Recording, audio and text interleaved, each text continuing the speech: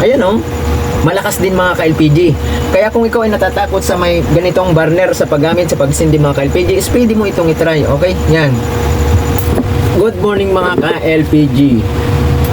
Ngayon, ipapakita natin yung paggamit ng super kalan na gamit natin ay single burner, okay? Regulator ito mga ka-LPG, yung isa natin pinakita is 4 valve adapter, okay, na kinakabitan naman ng regulator. Minsan mga ka-LPG is kinakabahan tayong gumamit ng ganito. Bakit? Minsan nag-aapoy dito mga ka-LPG sa may ilalim kapag tumatagal yung pagluluto natin. Okay, dahil nakarekta po ito dito, minsan kinakabahan tayo. Ngayon, bakit hindi mo subukan ito mga ka-LPG, yung single burner, nakakabitan natin ng super kalan. Okay? Mga ka-LPG, is napakaganda rin naman ito mga ka-LPG, although na ang ating super kalan ay pang outdoor lang mga ka-LPG, pero hindi na ito mawawala sa Pilipinas mga ka-LPG, na kahit bawal ito sa paggamit natin dito sa loob ng bahay is ginagamit pa rin natin. Bakit? Ito po yung saktuhang budget at napakabilis mo lang, mabilis siya. Okay? Kaya sa halagang budget meal mga ka-LPG is pwede mo itong itry. Okay? Para hindi ka nakabahan sa paggamit mo. Okay, ngayon paano ba ang pag-setup niyan mga ka-LPG? Ito mga ka-LPG is yung regulator na ito. Pag in-order mo, may kasama na siyang hose, yung ganito. Kaya lang, ito yung luma kong ginagamit lang sa pag-testing ng mga kalan mga ka-LPG. And then, ituturo ko sa inyo mga ka-LPG kung paano ang pag-setup nito. Okay? And then, unang-una mga ka-LPG, testingin muna natin mga ka-LPG dito sa super kalan. Okay? Hindi ko muna kakapitan siya ng hose.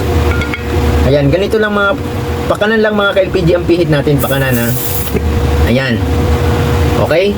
Yan, nakakabit na mga ka-LPG. Ano ang kagandahan dito mga ka-LPG? Yan, pagkakabit mo ng ganyan. May valve siya, may patayan siya mga ka-LPG, oh. Yan, ibig sabihin, pagkabit mo nito mga ka-LPG is hindi basta-basta lalabas yung gas niya.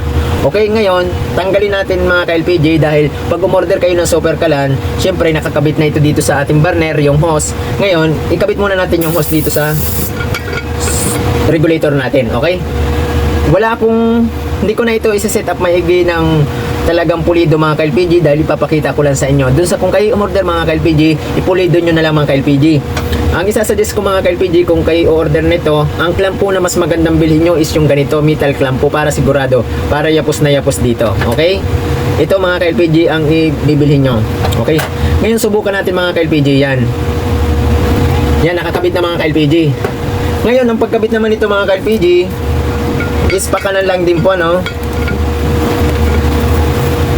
Ayan. Okay. Ayan, nakakabit na mga ka-LPG. Yan. Okay, ganun po ang pagkabit niya. And then, ito po yung ikakabitan natin dito sa pinakang burner. Okay? Titry na natin mga ka-LPG. Ayan. Dito mga ka-LPG is ikaklamp nyo po ito dito. Ganito po ang gagamitin nyo mga ka-LPG. Ayan. Nakaklamp po dito. And then pagkaklamp nyo mga ka-LPG, lagyan nyo po ng sabon. Gagamit po kayo ng sponge mga ka-LPG. Yung pabubulain nyo yung sabon, tapos ilalagay nyo dito. Okay? Sampulan ko na rin mga ka-LPG para mas maganda. Yung mga ka-LPG is huwag nyong kakalimutan yung sponge. Okay? Ililigtis nyo para sigurado yung gagamitin nyo sa bahay nyo. Okay? Dito po nyo ililigtis. Yan. Dito sa puno na ito hanggang sa puno ng ating regulator. Hanggang dito po sa may puno ng ating burner. Ayan. Pag may nakita po kayong nag-form ng bubbles dito sa puno na ito, ay hindi ko pa pala nabubuksan. Buksan ko muna.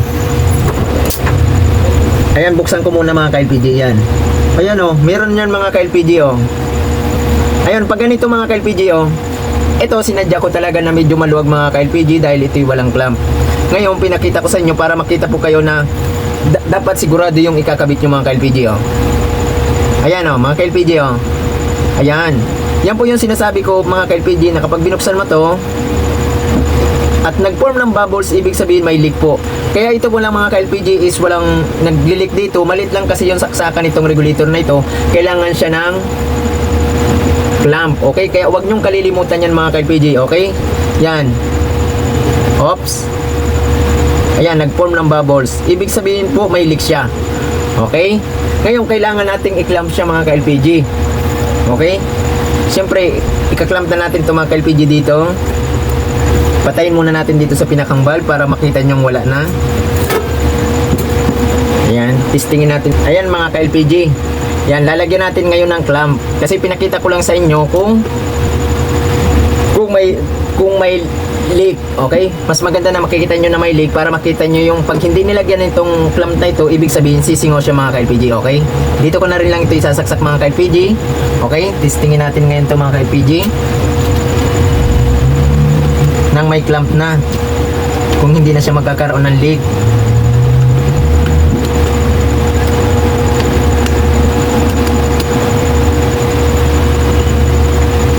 Ayan, saktuhan lang mga ka-LPG yung hindi naiikot to.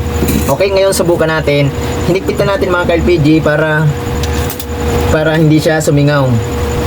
Ayan, testingin natin ngayon. Ayan, wala na siya mga ka-LPG. Ganyan dapat mga ka-LPG ang pagkabit nyo. Okay, para sigurado.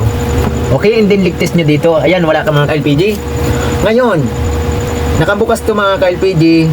Subukan naman nating buksan na ito mga ka-LPG.